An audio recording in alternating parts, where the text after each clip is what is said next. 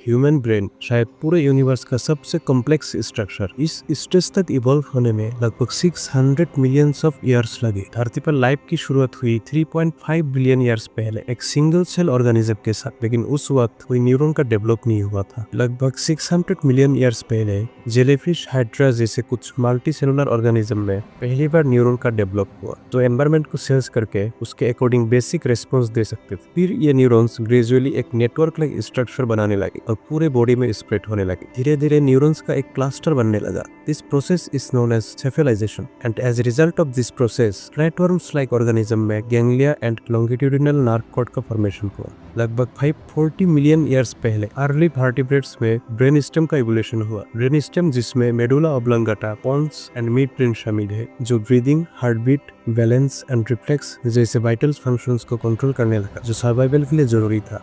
इन्हीं early vertebrates में आगे चलकर सेरेबेलम का विकास हुआ, जो precise movement, balance and coordination में मदद किया। इवोल्यूशन की दौर में जब रेप्टाइल से मैमल्स इवॉल्व हो रहे थे, उस दौरान ब्रेन में लिम्बिक सिस्टम का डेवलप हो रहा था। लिम्बिक सिस्टम के आने से रेप्टाइल्स एंड अर्ली मैमल्स में इमोशंस का विकास होना शुरू हुआ। इमोशंस लाइक फियर, जो डिफेंसिव सर्वाइवल के लिए जरूरी था, एंड एंगर, जो ऑफेंसिव सर्वाइवल के लिए जरूरी था। इन इमोशंस ने हेल्प किया डेंजर्स डिटेक्ट करने, प्रीडेटर्स से बचने एंड फाइट और फ्लाइट रेस्पॉन्स ट्रिगर करने में। इसके साथ ही पास्ट इवेंट्स की मेमोरीज फॉर्मेशन होने लगी, जो अननोन एनवायरनमेंट में अलर्ट रहना, प्रीडेटर्स एंड इंजरीज से बचना और रिपीटेड मिस्टेक्स को अवॉइड करने में मदद किया। Largest part of the brain, cerebral cortex, सबसे आखिरी में इवॉल्व हुआ। कॉर्टेक्स के एक्सपेंशन के साथ मेमोरीज एंड लर्निंग की कैपेसिटी बढ़ी, वॉलंटरी मूवमेंट्स कर पाना पॉसिबल हुआ और इमोशंस को और ज्यादा अच्छे से समझने की एबिलिटी डेवलप हुई। विजन, हियरिंग और टच जैसे सेंसरी परसेप्शन की क्वालिटी इंप्रूव हुई। थिंकिंग, प्लानिंग और डिसीजन मेकिंग जैसे इंटेलेक्चुअल फंक्शंस कर पाना पॉसिबल हुआ। Natural selection, harsh climate, challenging environment में अडैप्ट करना, new food sources and shelter की खोज करना, लार्जर ग्रुप में कोऑपरेशन एंड कंपटीशन के साथ सर्वाइव करना, इन सब फैक्टर्स ने ब्रेन को कंटिन्यूअसली इवॉल्व होने के लिए पुश किया। और क्योंकि ब्रेन इवॉल्व हुआ,